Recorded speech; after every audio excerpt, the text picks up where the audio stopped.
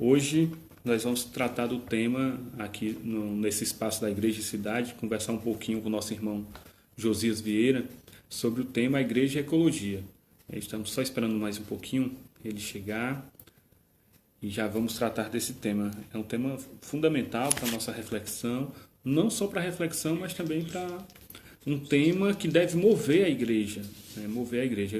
Eu tive vendo algumas questões e vendo alguns vídeos do próprio Josias, e bem interessante a abordagem que ele faz a respeito desse tema, né? Apesar de ter essa conotação de ecoteologia ou teologia da ecologia, eu acho interessante pensarmos isso como uma teologia do reino. Paz, irmã Silvia, sejam todos muito bem-vindos. Então, o que nós vamos falar aqui é, de uma forma geral, o nosso dever como mordomos nesse reino, que vai muito na linha daquilo que foi escrito pelo nosso colégio episcopal da Igreja Metodista, né, que cuidar do meio ambiente, cuidar da nossa cidade, que cuidar do nosso planeta é parte fundamental da nossa trajetória como discípulos e discípulas do Senhor que vivem em união, porque vivem em show. Nós fazemos parte do meio ambiente, nós somos parte da criação. E uma parte da criação que é chamada a cuidar dela. Nós somos chamados a ser mordomos do Senhor. Então, já chegando aqui o nosso irmão Josias. Boa noite, meu irmão. Boa noite, meu irmão. Graças e paz. Graça e paz do Senhor. Desde já, Amém. Dizer que você é muito bem-vindo e esse tema é um tema fundamental para a nossa reflexão e convidar para você se apresentar para a nossa comunidade de fé. Os irmãos já estão chegando, então se apresente, Maravilha. Fique à vontade, né? Fale com o nosso povo. Maravilha. Eu queria dizer primeiro da gratidão, né, de ser acolhido aqui pelos irmãos e irmãs metodistas. Tenho bons irmãos na Metodista da Bahia, né, então tem sido uma caminhada muito especial com todos e todas. Bem, meu nome é Josias Vieira, conhecido em vários dos lugares onde eu ando por Quilinho também, então fique muito à vontade, como queira. Né, eu sou teólogo por formação, mas ecoteólogo por conversão. Congrego aqui com uma parte da Igreja de Deus que se reúne aqui na Igreja Batista em Coqueiral, em Recife. Né? Então, eu faço parte desse corpo, um pedacinho do corpo que se reúne aqui. Eu estou coordenador nacional do movimento Nós na Criação, que eu tenho a alegria de ser fundador com outros irmãos e irmãs da caminhada. Né? Componho aí também o movimento Renovar Nosso Mundo, no GT Teológico. Nessa última semana tive a grata surpresa de ser convidado para integrar também a coalizão latino-americana pelas mudanças climáticas. Então tem sido uma caminhada muito importante com irmãos e irmãs que vão se somando. Né? Então, pastoreio aí uma turminha na caminhada no Nós da Criação, né? Uma turminha que vem crescendo, isso é muito importante.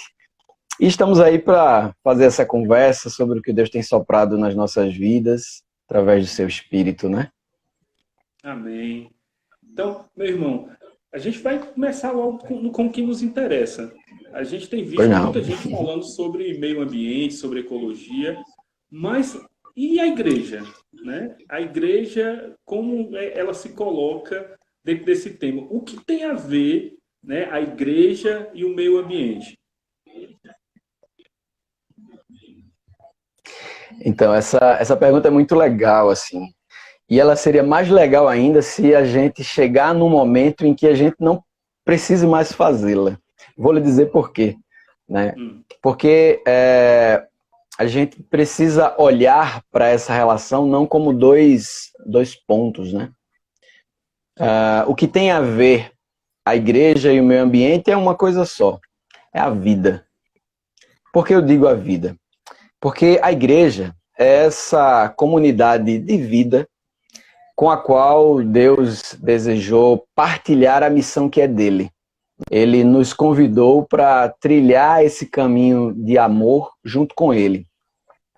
E o meio ambiente, a criação de Deus, é esse ninho vital onde o próprio Deus se manifesta. Hoje cedo eu conversava com um companheiro que está escrevendo a tese de mestrado dele, falando exatamente sobre essa relação, né, da igreja com o meio ambiente, e eu dizia para ele que um dos teólogos que eu leio, ele disse que o grande desafio que nós temos é enxergar a transparência de Deus naquilo que ele criou.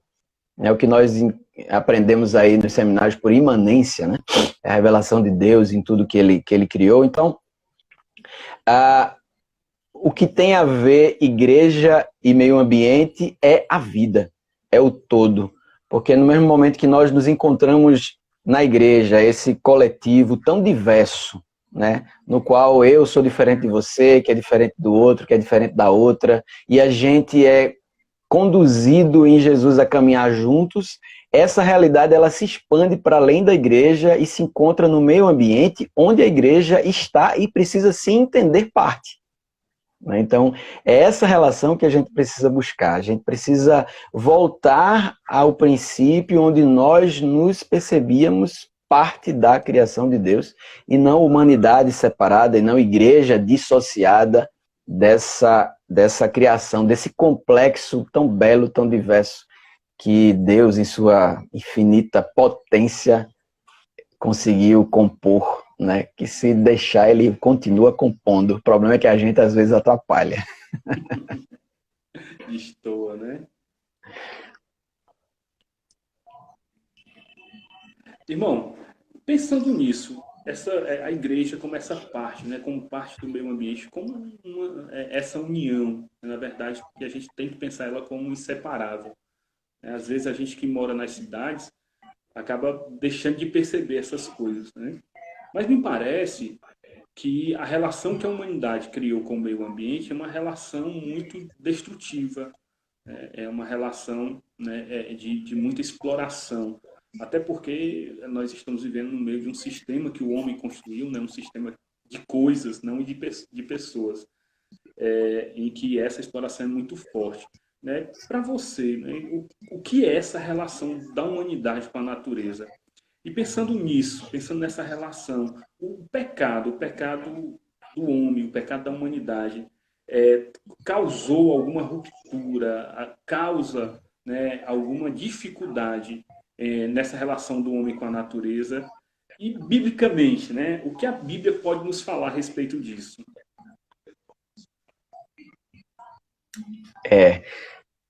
Nesse contexto aí a gente tem 3 perguntas em uma, né?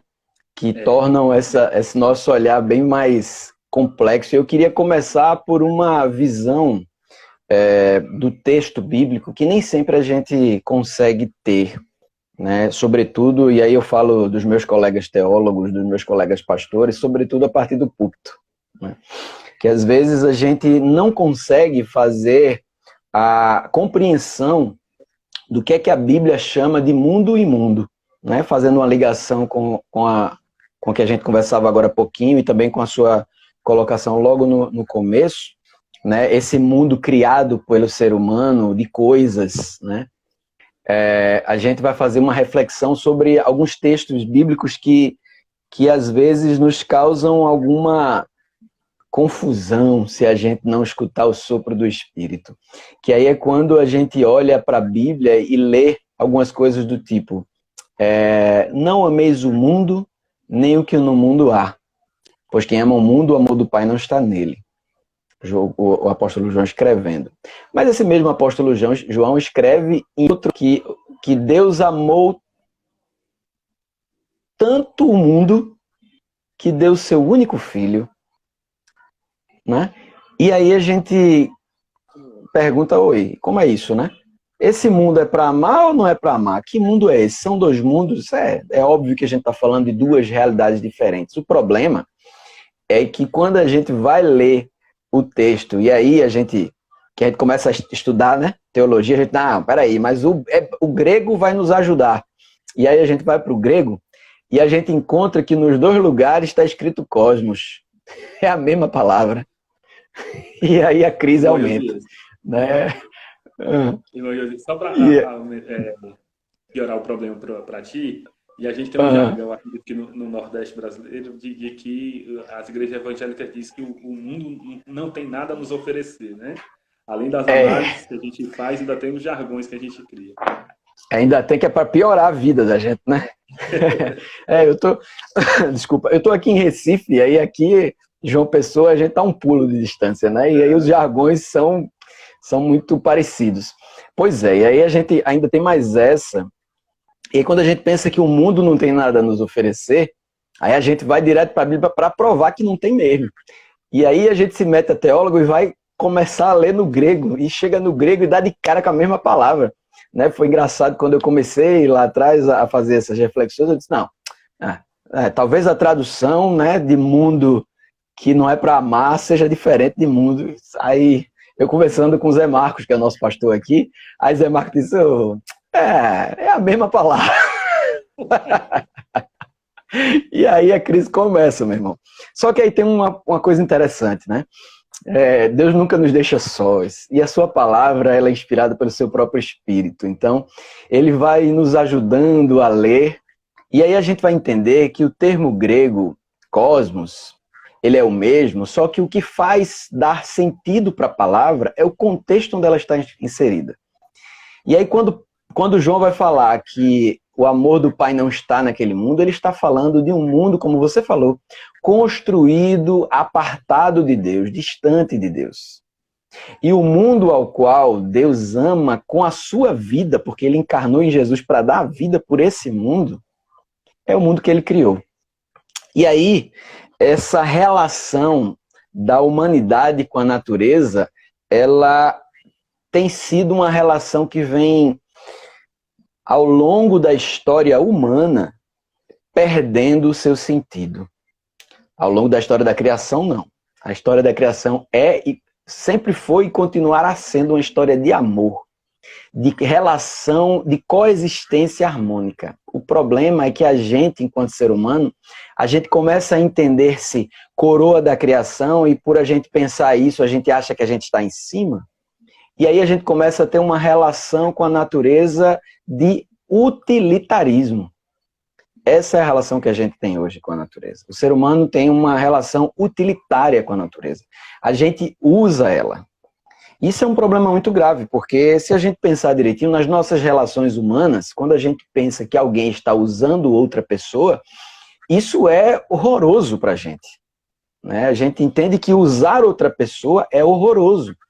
E é exatamente assim que Deus enxerga quando ele percebe o ser humano usando a natureza.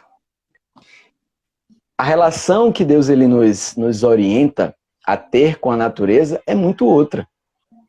É uma relação de coexistência harmônica que ele coloca lá em Gênesis capítulo 2:15, que é que nós deveríamos lavrar e cuidar do jardim. Só que o que a gente vem fazendo é uma relação de uso. E o pecado, ele não somente causou uma ruptura, como a humanidade continua perpetuando o pecado quando ela explora a natureza para arrancar dela riquezas com a única finalidade, acumular riquezas.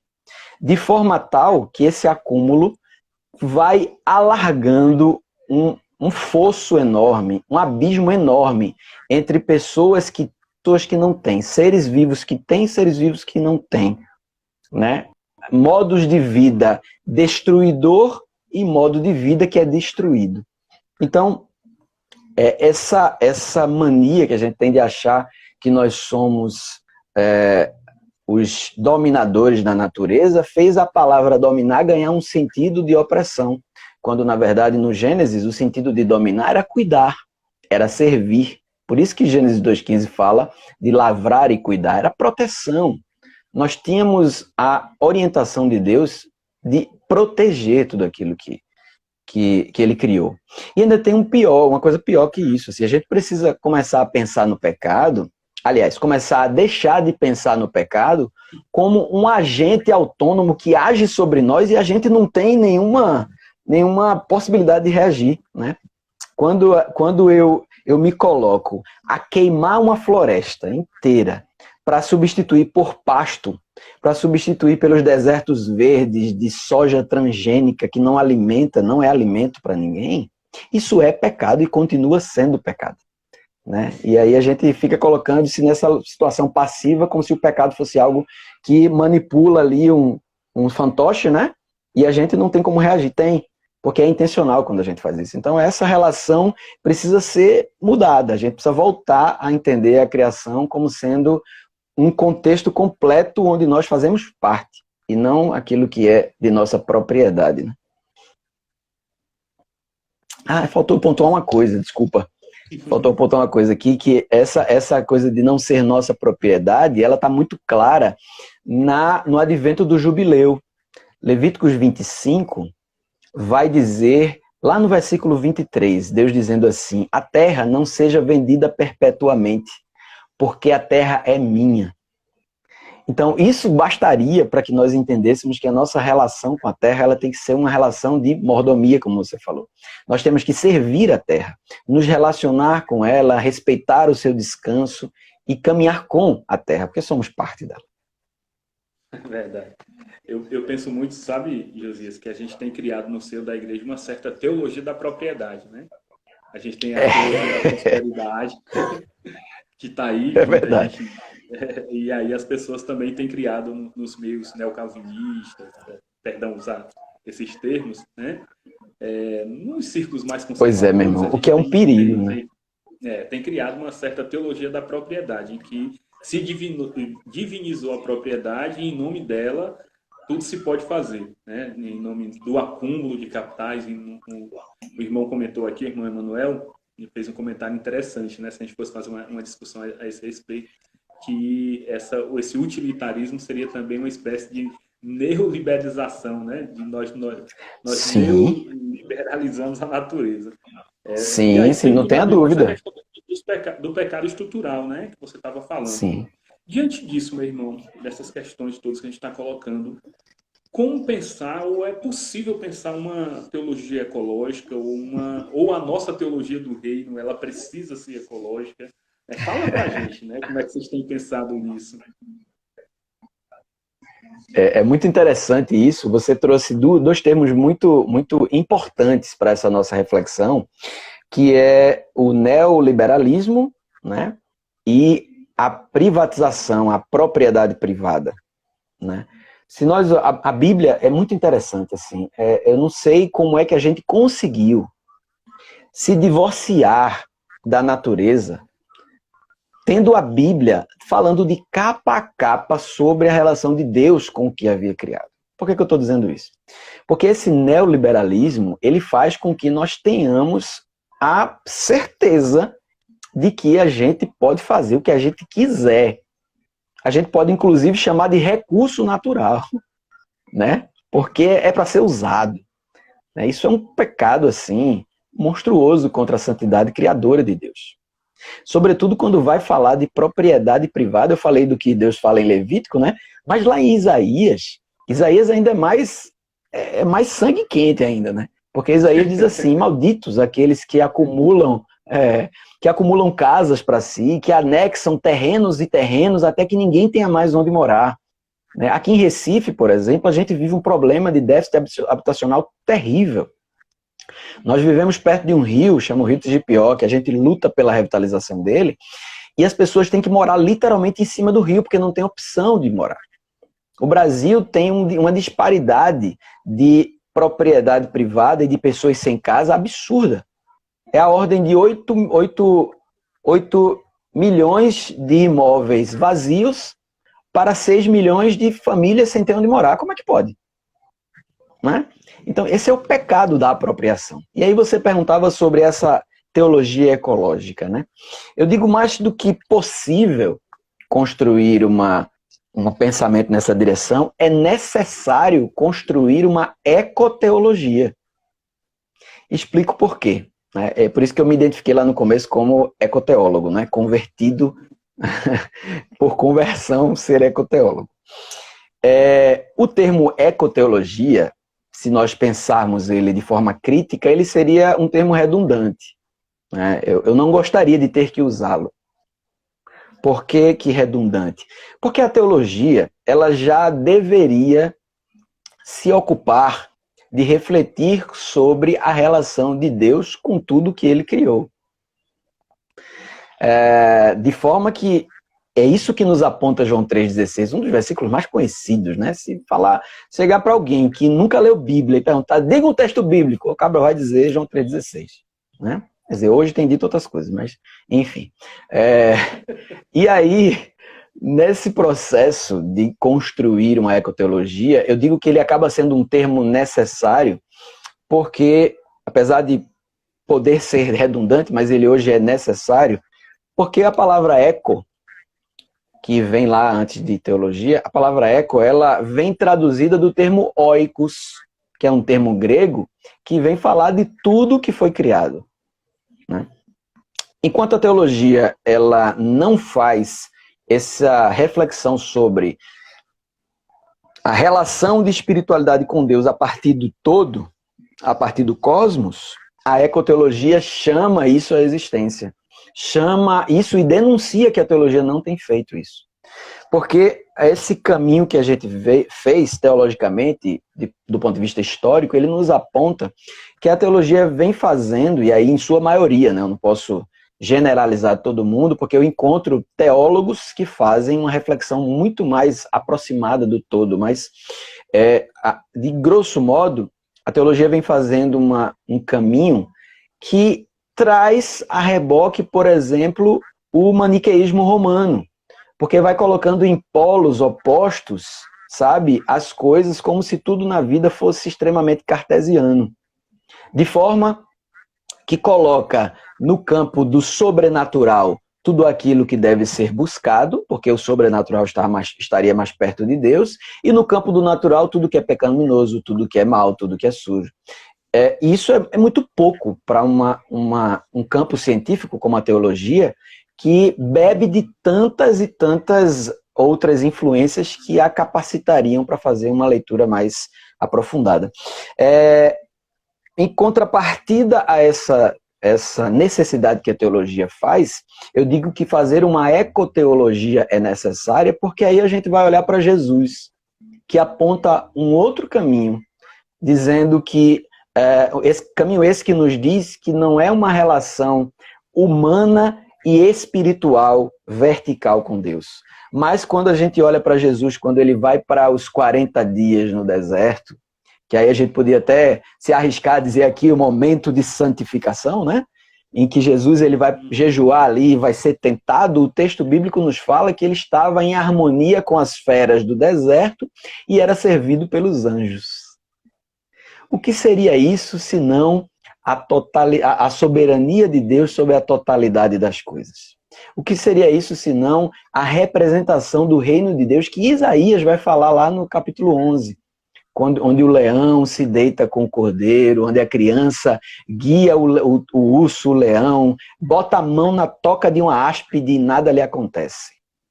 Então, é isso que o Cristo ressurreto, que antes de levar o seu ministério às últimas consequências, ele aponta, né? Um evangelho que é construído a partir da coexistência harmônica entre criação e criador. E criação aí envolve todos os modos de vida. Que bacana, Josias, né, meu irmão? A gente está trazendo aqui uma série de reflexões que nos coloca em xeque até com a nossa própria prática, né? Então, há uma questão aí de que nós, enquanto igrejas, né, nós, enquanto igrejas do Senhor, talvez tenhamos que nos colocar diante do Senhor em arrependimento, diante dessa, muitas vezes, cairmos na prática desse utilitarismo ou a nossa forma de viver, né, o consumo exagerado e tantas outras formas que a gente acaba cultivando no meio das igrejas, serem necessários a uma reflexão e, assim, arrependimento quanto a essas práticas. Aí eu te pergunto, diante disso, né, dessa reflexão necessária, desse pensar teológico a respeito dessas coisas, né, do oikos, de todas as coisas, quais são os efeitos práticos, né, desse arrependimento para a igreja, para nós enquanto igreja do Senhor? Que frutos a gente pode tirar disso? Dentro dessa... Deixa eu só botar um cabo aqui que o celular acabou de dizer que a bateria tá me traindo. Só um pouquinho. Aproveitar para agradecer a todos que estão chegando, né? A gente tem visto aqui. Se vocês, a gente vai ver se consegue um pouquinho no final, pelo menos responder uma ou duas perguntas. Então, fique à vontade. Eu agradeço a vinda do irmão Josias, que tem sido assim, até agora, né? Eu tenho certeza que até o final a gente tem discutido coisas muito bacanas. E aí o irmão trouxe algumas palavrinhas aí que talvez não seja assim, habitualmente a gente escutar, mas não tem problema não. Eu passo a bola para a pastora Tayana, esses caras com dúvida o que é maniqueísmo, né? Um universo cartesiano, perturbem lá a pastora Tayana. Brincadeira, mas podem deixar também, podem depois conversar com a gente, que a gente conversa um pouquinho mais a respeito dessas questões. Fique à vontade. Mas eu posso dar uma traduzida também, não tem problema não. O que eu chamo de maniqueísmo era uma prática romana, que é herdada também do Império Grego, onde essa filosofia dizia que o universo era dividido entre polos, né? Ou era uma coisa ou era outra, não tinha meio termo, né? E aí a gente traz isso muito para a igreja, né? Que tudo no mundo é dividido em dois polos, ou é bem ou é mal, ou é natural ou é sobrenatural, ou é branco ou é preto, e aí o preto que somos nós acabamos ficando na parte ruim da coisa. Então, essas coisas nos levam a universos perigosos, né? Esse é o maniqueísmo. E o cartesiano vem da matemática mesmo. Ali, ó, o plano cartesiano, que é o X e o Y lá. Eu fiz essa provocação, meu irmão, exatamente para a gente provocar nos irmãos a necessidade da reflexão a respeito dessas coisas, entendeu? Para que a gente possa depois começar a discutir. Isso. Esse maniqueísmo não é só é um maniqueísmo que a gente tem vivido praticamente em todos os setores da igreja, né? Exatamente. É muito perigoso. De uma forma extremamente perigosa. Mas, muito voltando, perigoso. Irmão Josias, a respeito desses efeitos práticos do arrependimento, o que é que nós podemos produzir, né? Tem uma reflexão muito boa aí, que aí eu traria, ainda fazendo uma ligação com o que a gente conversava agora há pouco. O tema, ele começa a mexer muito com a gente, né? E ele vai tirando a gente do nosso lugar confortável e nos colocando num lugar onde a gente precisa se relacionar com coisas novas, apesar dessas coisas não serem nada novas. Mas, e aí isso me lembra o apóstolo Paulo escrevendo que nós precisamos viver em novidade de vida. A novidade de vida é essa realidade do Evangelho. O reino de Deus, ele nos coloca a viver novidade de vida. E novidade de vida são coisas novas. São coisas que nos tiram da nossa zona de conforto. Porque a zona de conforto ela é muito perigosa. É nela que nascem coisas como o maniqueísmo, né? E aí essa novidade de vida, ela vai nos impulsionar para analisar, quando você fala de resultados, de que frutos, me vem à mente muito os frutos do Espírito. Né? Os frutos do Espírito, eles só são possíveis após a conversão.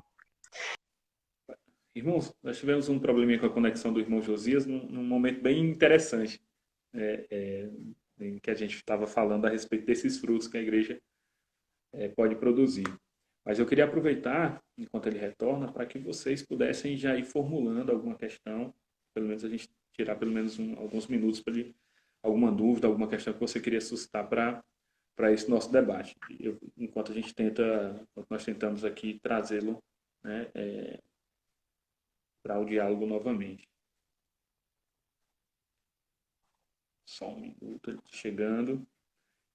E eu queria te indicar, você, meu irmão, minha irmã metodista, dar uma consultada, uma lida na carta episcopal em que a igreja, do Colégio Episcopal da Igreja Metodista, escreveu a respeito desse tema. É um dos eixos da caminhada do período de 2017 a 2021, que fala sobre esse papel da igreja do cuidado do meio ambiente.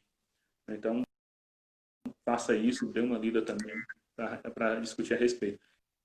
Então, como eu estava dizendo, dê uma lida lá, a abordagem abordagem que o Colégio Episcopal faz é uma abordagem tratando a partir do tema da mordomia, com essa mordomia cristã, né, que está diretamente associada com o nosso dever.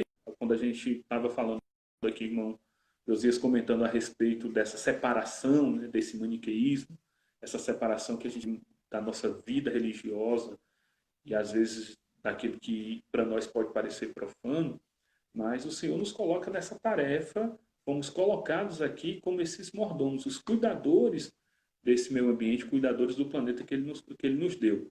Então, essa reflexão, estamos retomando. Voltei tranquilo aí? Voltou. Amém. Tranquilo. Olha, a minha versão mais pentecostal diria que isso é coisa do inimigo. Então...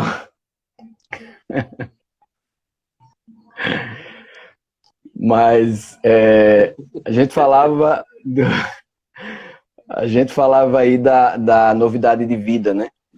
E que o converter-se nos leva, aliás, não nos leva, né? Mas tem por consequência frutificarmos no Espírito, né? E isso só acontece a partir da conversão. E aí, eu não sei se pegou a parte que eu li o texto de Gálatas. Não. Né? Deu para... Não, então vamos lá.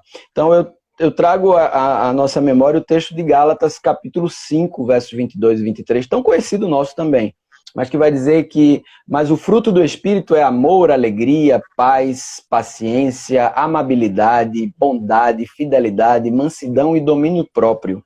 Contra essas coisas não há lei. Então vejam bem, meus irmãos, os resultados de uma caminhada em novidade de vida, observando que Deus ele se relaciona conosco em sua criação. Por isso, há uma necessidade tão urgente de nós nos relacionarmos em amor com essa criação, faz-nos frutificar. E aí eu faria um paralelo aqui com o texto de Gálatas, dizendo que o fruto do amor, ele nos leva a amar ou construir uma relação de amor com toda a criação, estendendo-a ou entendendo-a como igual a nós no amor de Deus. Alegria em partilhar da vivência nesse complexo de vida, paz baseada lá em Isaías 11, que eu citei agora há pouco, sobre a relação de seres que ao nosso ver, nunca teriam compatibilidade, mas essa paz ela é possível no reino de Deus, né? Paciência para saber que o tempo da terra é suficiente para produzir. Chegamos. Rapaz, que negócio, né? Mas vamos lá. Deu para ouvir até onde? Pois é. Aqui, a voz do Espírito gritou aqui que Satanás está furioso. Está furioso, E aí a gente pisa mesmo. Meu irmão, você estava falando dessa paz, né? Onde a paz de Isaías 11. Certo. E como seria essa paz? Então, como sendo isso, exatamente. Eu falei do fruto do amor, o fruto da alegria. O fruto da paz seria exatamente vivermos o que Isaías fala lá em Isaías 11, né? E aí eu diria escrito de próprio punho, né? O profeta messiânico dizendo o que seria o estabelecimento do reino de Deus, que é a paz entre todos os seres, todos os modos de vida na criação de Deus. Passando aí ao fruto da paciência, que é saber que a terra ela tem o seu tempo de produzir o que é necessário para a vida. A paciência ela nos leva a entender que pela terra ter o tempo necessário para isso, nós não precisamos de subterfúgios para apressar a produção, para ampliar a produção, porque nada disso é necessário a não ser para a acumulação, né? Então, a gente precisa dessa paciência como fruto do Espírito para entendermos que Deus ele dá o que é suficiente para a sua criação. Lembrando de novo de Levíticos lá, no 6º ano, a produção da terra ia ser tal que ela seria suficiente para o 6º, 7º e 8º ano. Você só precisava colher no 9º, porque no 8º você ia plantar, né? Então, assim, a terra, ela é suficiente, a gente não precisa apressar ela. Então, agronegócio é pecado. Não é pop, não, né? Não, não é O agro não pop, é não é pop, é pop. onde é que pecado. Não, é morte, exatamente. O outro fruto diria eu que é a bondade no trato com todas as formas de vida, né? Nós estamos vivendo uma pandemia que ela não é outra coisa, senão resultado da invasão que nós, enquanto seres humanos, fizemos em ambientes e desequilibramos esse meio ambiente. E aí vírus que viviam tranquilamente em organismos lá naquele meio ambiente se encontraram com outros organismos que não tinham defesas para eles, ou seja, o nosso. Né? Então, mas o vírus não é um vírus criado em laboratório, nada disso. Ele era um vírus que já existia no sistema orgânico estabelecido em determinado lugar. Então, a nossa falta de bondade com os outros seres vivos fez com que a gente colhesse esse mal. A fidelidade ao permitirmos, inclusive, o descanso da terra. A terra precisa descansar. Os nossos povos indígenas, originários, quilombolas, sabem muito mais do que a gente isso. Porque sabem utilizar a relação com a terra entendendo o seu tempo de descanso. Eu digo isso que eu tenho um avô, neto de Índia, e ele tinha um trato com a terra que era fantástico, assim. O tempo que eu andei com aquele homem foi muito aprendizado. Ele hoje está com o pai. Um outro fruto seria o fruto de mansidão. Mansidão em sabermos também que nem todas as pessoas estão fazendo essa reflexão. Por isso é importante um encontro como esse para a gente falar com muita paz, tentando esmiuçar ao máximo para que os irmãos comecem a refletir e perceber que o lugar de conforto não é o nosso lugar. Por fim, o domínio próprio, ele é um fruto também dessa nossa caminhada, e ele vai fazer com que a gente perceba que a minha vontade, o meu desejo, ele não é mais importante do que a necessidade do outro ser de viver. De forma que eu preciso entender que o meu desejo ele está em segundo plano quando a vida é o que importa. E esse domínio próprio vai me fazer caminhar sobre uma ideia de bem viver, de bons conviveres. E isso faz com que a gente entenda quais são essas relações oriundas aí da conversão, de uma reflexão ecoteológica. Deu para entender esse último fruto? Eu vi que deu uma travadinha aqui ainda. Beleza. Não, mas ficou claro, meu irmão. Que bênção. É assim, interessante massa. pensar os frutos do Espírito dessa forma. Muito bacana. Por fim, eu queria levantar uma questão que aí seria uma provocação para nós também, né? Para nós, igreja. É possível criar uma pastoral ecológica nas igrejas locais? Como, né? Como dar esses primeiros passos? Esse é um primeiro passo, e eu digo a você que é um passo importantíssimo, importantíssimo. Porque ele já mostra que há uma caminhada, sabe? Há um lastro de conversão acontecido, né? Quando a gente se propõe a caminhar com passos mais ousados, conhece mais ousado do que Jesus? Eu não. Né? Eu não conheço mais ousado do que ele. Então, se ele foi, meu amigo, ninguém me segura, né?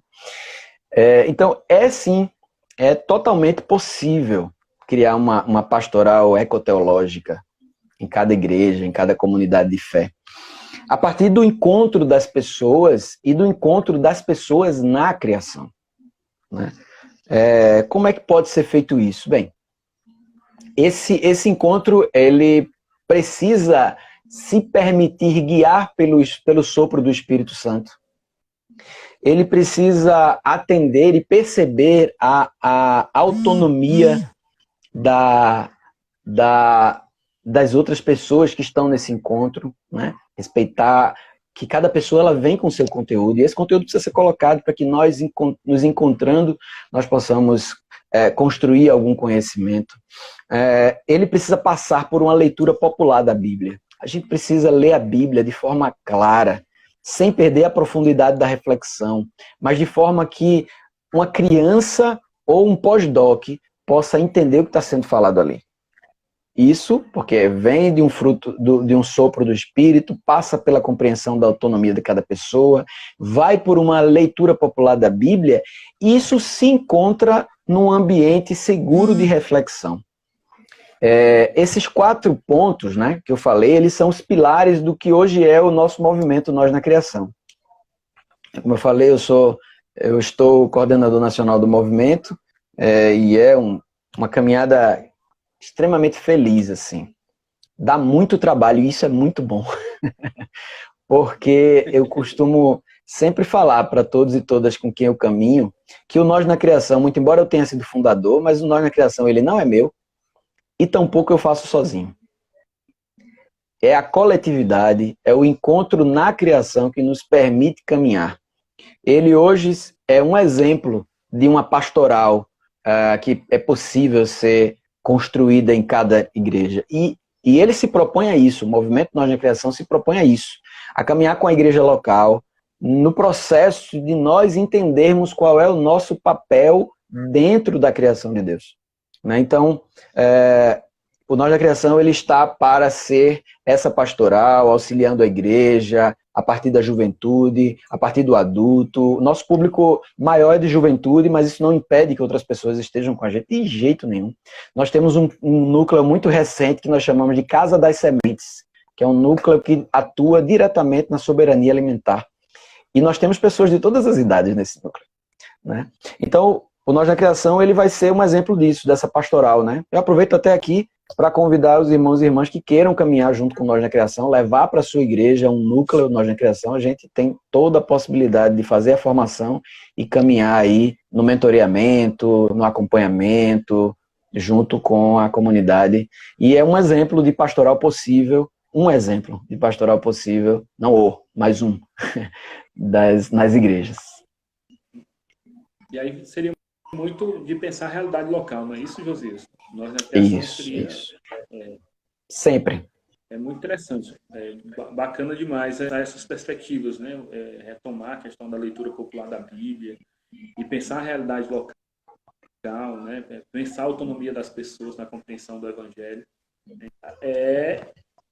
A gente tratou aqui de temas de grande relevância para a realidade da igreja, né? Mais do que isso, de uma profundidade provocante para nós, porque de certa forma nos coloca em conflito com o nosso modo de viver, né? Repensar algumas atitudes, repensar o nosso modo de viver, o modo de encarar a relação com a humanidade, com a natureza, com o mundo, né? Nossa relação utilitária, essa relação que constrói, de certa forma, e aumenta as desigualdades, né? Aumenta a exploração do homem pelo homem, aumenta as dores nesse mundo. Né? O livro de Romanos vai dizer que é a natureza com dores de parto, expectando, pedindo, querendo, desejando. Deu uma cortadinha aí agora. Deu uma cortadinha, eu não entendi a última fala. A consequência desse pecado, né? Que precisa ser denunciado. Quando Romanos fala que a natureza geme e chora em dores de parto, diz respeito a esse nosso pecado, né? Diz respeito ao pecado da humanidade também em relação à natureza, que precisa ser denunciado. E eu penso que aquilo que a gente discutiu essa noite foi muito nessa linha. Então eu quero te agradecer, meu irmão, agradecer por ter de maneira tão profunda sobre isso e te abrir espaço para fazer suas considerações finais, né, de deixar o abraço aí para a nossa comunidade de fé e já renovar aqui o pedido, quem sabe, bem próximo aí a gente possa voltar a conversar, quem sabe possamos caminhar juntos aí em algo prático, junto com esse projeto do Nós na Criação. Então, fica aí meus agradecimentos, os agradecimentos da parte da Tayana, do Cristiano, né, e a nossa felicidade em tê-lo conosco aqui essa noite. Eu que agradeço aí por esse espaço, né? Como você bem falou, o Nós na Criação ele atua a partir da realidade local, né? Cada igreja, cada localidade vai ter a sua especificidade, né? Aqui na nossa redondeza nós temos o Rio, mas também nós temos a mata. No Rio de Janeiro temos uma mata, mas temos os problemas das políticas públicas. No sertão a gente tem o problema das políticas públicas, que envolve a seca, envolve a alimentação. Então, como considerações finais, eu preciso dizer que eu sou uma pessoa em construção, né? E essa construção se dá aqui, no encontro, se dá nos encontros do nós, nos encontros com a terra. E dizer que o Nós na Criação está à disposição, sim. Já tá aceito aí os próximos convites todos. Terei o maior prazer de estar aqui novamente, aqui ou aí, né? Queira Deus nós possamos nos encontrar o quanto antes, né? Nos nossos encontros, porque nordestino, e eu já considero Tayana e Cristiano também nordestinos, e nordestino gosta de abraço, né? Então a gente espera que, fé em Deus, a gente quanto antes possa se abraçar novamente, né? Mas eu deixo aqui os nossos contatos. O Nós na Criação tá na rede social aí, no Instagram, temos o e-mail nosnacriação@gmail.com, o meu perfil. Fiquem à vontade para mandar perguntas, mandar dúvidas, questionar. É isso que a nossa caminhada pressupõe, né? Que a gente não fique parado, mas que a gente caminhe em novidade de vida. No mais, é agradecer por esse espaço tão rico e dizer que a gente está aí caminhando junto nesse caminho estreito, que é para poder termos a oportunidade de nos apoiarmos ombro a ombro, diria o meu amigo Ronis Pacheco. Deus bendiga a todos e a todas, e a gente vai caminhando. Gratidão demais, gente. Bem, meu irmão. Glória a Deus por esse momento, né? Nós agradecemos mais uma vez. Eu queria lembrar você, minha irmã e meu irmão que está acompanhando, que essa live é da igreja. Então, se você quiser revisitar, quiser rever, até para também formular outras perguntas para o irmão, para a gente debater, para provocar também na nossa igreja, entre os nossos irmãos, uma ação mais prática em relação à criação, em relação a uma pastoral teológica, nós poderemos depois retomar. Você pode ter acesso a essa live, tá certo? Então, agradecendo novamente ao nosso irmão Josias, né, que esteve aqui tão bondosamente a falar conosco. Te agradecer também que está acompanhando as nossas reflexões e rogar ao nosso Deus, orar a Deus, que Ele continue abençoando a vida do irmão, que o Senhor continue aperfeiçoando a obra, né, te dando coragem, te dando força, sabedoria, e que possa sempre abrir portas e mais portas para que essa mensagem seja levada aos fins da terra. Esse é o nosso desafio, né? Sempre partindo da nossa Jerusalém até os confins da terra. E para nós fica o desafio de não só a reflexão, mas o desafio de partirmos para algo mais prático. No momento, né? A gente está colocando algumas questões e aí, apesar de afastados, nós podemos já começar a fazer muita coisa. Então, Deus abençoe a todos. Muito obrigado mais uma vez, Josias. Né? Amém. Que o Senhor continue abençoando a vida de cada um e cada uma e que nós possamos voltar a conversar sobre esse e outros temas também aqui nesse espaço, no espaço do Igreja e Cidade, que foi reservado por Deus para estarmos debatendo esses temas tão fundamentais à nossa vida em unidade, à nossa vida na cidade, à nossa vida como discípulos do Senhor. Boa noite, que o Senhor abençoe a cada um. Amém. Obrigado, Josias. Te abençoe. Gratidão. Obrigado.